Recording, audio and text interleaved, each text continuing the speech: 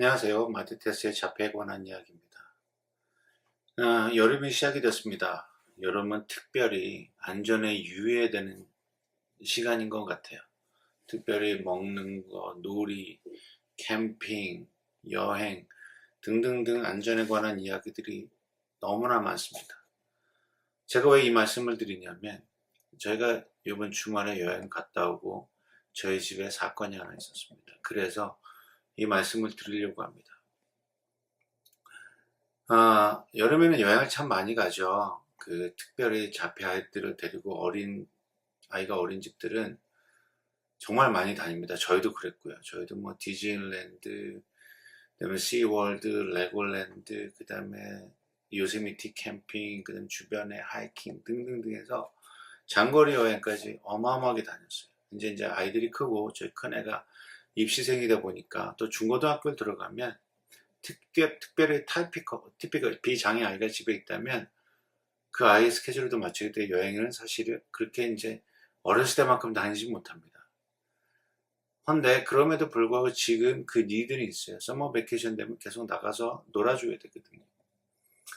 그러니까 저희 아이가 학교가 끝나고 방학이 돼서 저희가 놀러 갔다 왔습니다. 놀러 갔다 올 때마다 놀러 갔다 오면서 항상 느끼는 거는 아이가 성장을 했다라는 겁니다. 이게 중증 아이든 마일드든 모더레이션 다 똑같아요. 아이들은 성장합니다. 어떤 레벨의 차이일 뿐이지 성장을 꼭 해요. 저희 애는 요번에 배고픈데도 탄수화물을 극히 적게 줬음에도 불구하고 아이가 난리를 치질 않았습니다. 10시간씩 운전하는 그 차 안에서도 그냥 자기만의 즐거움을 인조이 하면서 이렇게 왔던 것 같아요. 아주 감사하게도 잘 다녀왔습니다. 우리가 이제 하이킹을 가면 특별히 남가주는 뱀에 대해서, 방울뱀에 대해서 조심하라 그러고요. 산에 가면 곰에 대해서 조심하라 그러고, 캠핑하면 또 캠핑에 관한 여러 가지 안전사고들이 있지 않습니까? 무슨 파이어핏, 불멍한다든가 음식을 만든다든가 또 아이들이 전혀 만져보지 않았던 나뭇가지들을 만졌다가 알러지가 발생하기도 하고 또 먹는 것들을 프로퍼리 잘 보관하지 못해서 혹은 보관했을지라도 우리가 알지 못한 어떤 벌레들에 의한 오염, 뭐 다양한 것들이 있기 때문에 일일이 다 세볼 수가 없어요. 그러니까 예방법이라 그래서 저는 이렇게 찾아보면 여름에 우리 아이들 자폐든 비장애 아이들이든 갈 때 안전에 대한 얘기들이 너무나 많습니다. 조심해야 된다. 그렇습니다. 조심해야죠. 근데 제가 여행을 갔다 오고 월요일날 저희 집에 사단이 났다고 방금 전에 말씀드렸었는데요. 아이가 처음으로 3개월 동안 쉬었던 ABA를 다시 시작하는 겁니다. 새로운 사람과 새로운 컴퍼니와 다시 시작하는 거였고요. 3개월 동안 브레이크가 있었고 그 전날 10시간이라는 그 오랜 시간 동안 차를 타고 온 여독이 아직 쌓여있는 상태였습니다. 어쩌면 ABA 때문에 부랴부랴 돌아온 거일 수도 있기도 해요. 그게 아니었으면 좀 더 여유를 갖고 좀 왔을 텐데 ABA 때문에 저희가 그랬던 것 같고, 그리고 여행 중에 제 와이프도 조금 속이 안 좋아서 그 여행의 것들이 조금 어려움이 좀 있었습니다. 그럼에도 불구하고 저희가 갔던 여행은 저희 큰아이가 캘리포니아 청소년 주대표 선발전이 있었기 때문에 거기 갔다 온 거거든요. 다행히 저희 아이가 1등을 해서 기분 좋게 집에 돌아왔습니다. 그 사단은 먼데이 저녁 때 일어났습니다. 10시간 여독이 가득 차 있고 ABA가 있는 아이가 이미 already 루틴이 깨진 상태에서 스트레스가 아마 만땅이었던 것 같아요. 그 상태에서 ABA를 하니까 새로운 사람과 알지도 못하는 사람이 내 앞에 와서 뭐 이거 같이 하자고 그러니까 뭔가 자꾸 서제션 하니까 그게 되게 싫었을 수도 있을 것 같아요. 어쨌든 근데 배고프다 해서 밥을 먹였는데 그죠?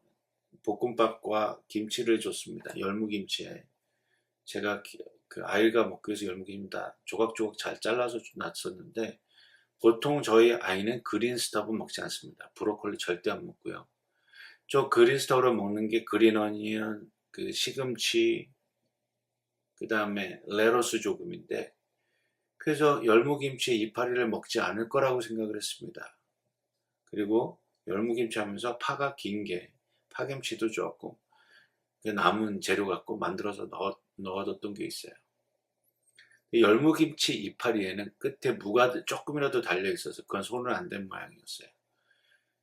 이 RBT한테 우리가 저녁을 먹겠다 얘기하고 그 파 김치를 들어서 먹던 순간 이게 자기가 이 씹는 능력이 떨어지니까 그냥 기니까 면으로 생각하고 후룩 삼겼던 것 같아요. 기도에 들어갔습니다. 저는 그때 마침 아이 룸에 잠깐 들어갔었고요. 저희 큰아이가 동생과 같이 밥을 먹고 있었습니다. 아빠라고 부르는 후에 바로 튀어나왔고요. 제가 알고 있던 그 초킹 했을 때 그 응급처치하는 법이 있죠. 손 이렇게 잡고 이렇게 하시면 요 안쪽에 여기 끝을 이 명치 위에다 놓고 푸시해서 끌어올리면 들어갔던 음식이 밖으로 나오는 그거를 했습니다. 아이는 죽는다고 꼬꾸라치고 있고요. 아이 그 등치 큰 아이를 잡고 내가 이렇게 등치가 크고 힘이 좋아야 했던 이유가 이 아이 때문이구나 라는 생각을 했습니다. 아마 저희 와이프는 아이를 이제 이렇게 이렇게 한 손으로, 한 아름으로 안기가 어려워요.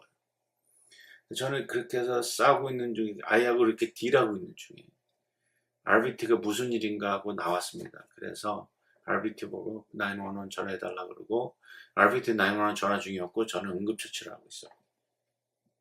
그 시간이 얼마나 지난지 모르겠습니다. 그런데 그 토사물이 나왔어요. 근데 보니까 토사물 확인하니까 이만하게 긴 파김치가 그대로 들어가 있더라고요. 이제 그거 하고 아이가 평온을 찾았는지 바닥에 지가 이렇게 토사물들을 닦으라고 그러더라고요. 아이가 좀 괜찮아졌구나. 그래도 몰라서 911이 저희 집에 도착해서 아이의 혈압, 맥박, 그 다음 바이탈이라고 그러죠. 그 다음에 렁 체크, 그 다음에 아이볼 체크 뭐 다 하고 아이의 증상에 대해서 물어봤습니다. 아이한테 직접 물어보고 싶었으나 아이는 오티즘의 넘버벌, 지적장애, 인지장애를 다 갖고 있기 때문에 아이는 표현을 못하죠. 그래서 그렇게 마무리가 됐습니다. 그러니까 세이프티 예방법을 아무리 가르쳐줘도 아이가 어떤 루틴이나 어떤 스트레스한 상황이 오면 아이는 자기가 알고 있는 예방법을 잃어버리게 됩니다. 저희도 마찬가지예요. 비장애인들도 항상 방어 운전해야지, 술 먹지 말고 운전해야지, 뭐 하다 보면 주변의 분위기에, 그다음 뭐 이렇게 휩쓸려서 자기가 잘 지켜왔던 루틴이 깨지는 순간 사고가 일어나게 됩니다. 특히 저희 둘째 아이 같이 중증아이는 그런 거 인지하는 능력이 전혀 없어요. 그렇기 때문에 항상 같이 있어야 되고, 항상 보살펴줘야 되고, 항상 붙어 있어야 되고, 다행히 요번 사건으로 해서 제가 그동안 믿고 생각했던 게 확신이 생겼습니다. 등치가 큰 티네이저, 중증의 아이는 무조건 아빠가 집에서 봐야 된다. 물론 뭐 가정에 관심도 없고 자녀 교육에 관심도 없는 아빠가 있어서는 안 되고요. 데디케이트 돼 있어야 돼요. 아빠가 자녀 교육을 위해서 그 아이를 위해서 데디케이트, 운전이고 에듀케이션 매터럴이고 그 다음에 그 모든 스케줄 통화나 그런 사람들과 이야기하는 모든 것들을 잘 꿰고 있는 아빠여야만 합니다. 그냥 일하기 싫어서 집에서 그래 나 아이 볼게 이렇게 무책임하게 있는 그런 아빠들 말고 점프인해서 아이가 내가 전문적으로 이 아이를 테이크를 하겠다는 그런 아빠라면, 그런 생각 가진 아빠라면 집에 있는 게 더 베스트입니다. 요즘은 밖에 나가도 여성분들이 남자분들보다 월급이 높은 경우가 종종 있습니다. 저는 다행히 리타이어를 하고 집에 있기 때문에 아이를 보는데 뭐 전혀 어려움이 없어요. 나갈 직장도 없고 그렇기 때문에 넌 너무나 좋습니다. 아이를 보고 있는 게, 아이랑 같이 다니고. 그리고 두 번째, 형제가 있어야 되겠다. 물론 이제 나이가 40대 지우나 30대 후반에서 아이를 갖기 힘들고 혹은 어렵고 갖기 싫고 하신 분들은 예외입니다. 근데 젊은 부부들 중에, 젊은 엄마 아빠들 중에 자폐 아이를 키우고 있는, 그게 뭐 아이가 둘 있으면 괜찮아요. 셋이면 더 좋고 하나밖에 없어. 그래서 둘째 아이가 장애를 혹은 나오는 게 무서워서 못 낳는 분들이 있다면 저는 강력하게 낳으라고 이야기하고 싶습니다. 나중에 태어나면 그 아이들끼리 민글을 해요. 그 서로 서포트하고 서로 도와주고 협력하는 관계가 됩니다.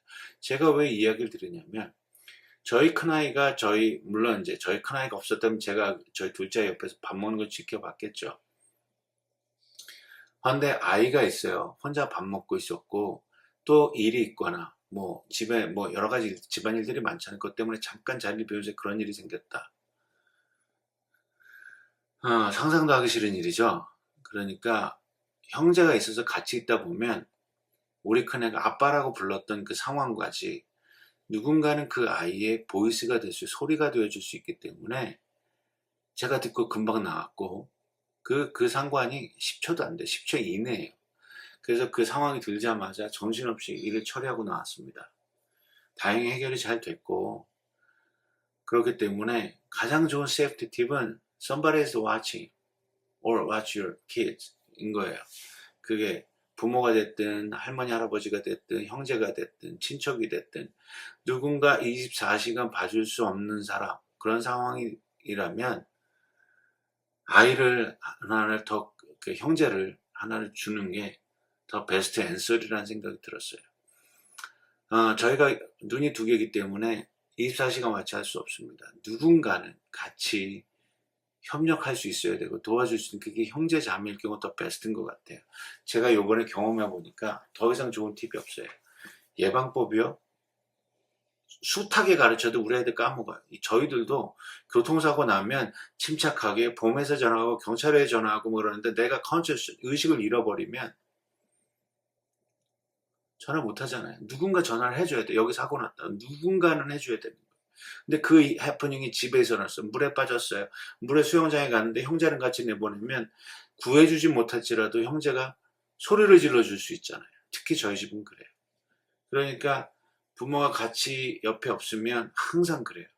아이들이 놀고 있으면 가서 스낵까지라도 부엌에 들어가야 되고 또 뭐 밥 끓이고 있었으면 밥 끓이는 걸 꺼내와야 되고 뭐 등등등의 여러 가지 잡다한 일들이 있고 또 뭐 누가 또 초인종 누르면 또 나가봐야 되고 이런 환경들이 있는데 거기에 누군가 저희 집같이 말 못하고 지적장애 여러 가지 장애 복합을 갖고 있는 아이는 자기 표현을 꺽꺽꺽 하다 그냥 그 아이는 죽는 거예요. 사실 어제 현타가 왔어요. 월요일날 있었던 일은 해프닝인데 현타가 왔어요. 제가 응급처치를 제대로 하지 않았다면 혹은 할 줄 몰랐다면 혹은 등치가 작아서 아이에게 충분한 압박을 줄 수 없는 상황이었다면 911이 오는 동안 우리 아이는 죽었을지도 몰라요. 혹은 식물인간이 됐을 수도 있어요. 그래서 그게 어제는 아찔하게 오더라고요. 그래서 가장 좋은 세이프티 팁은 다른 거 필요 없습니다.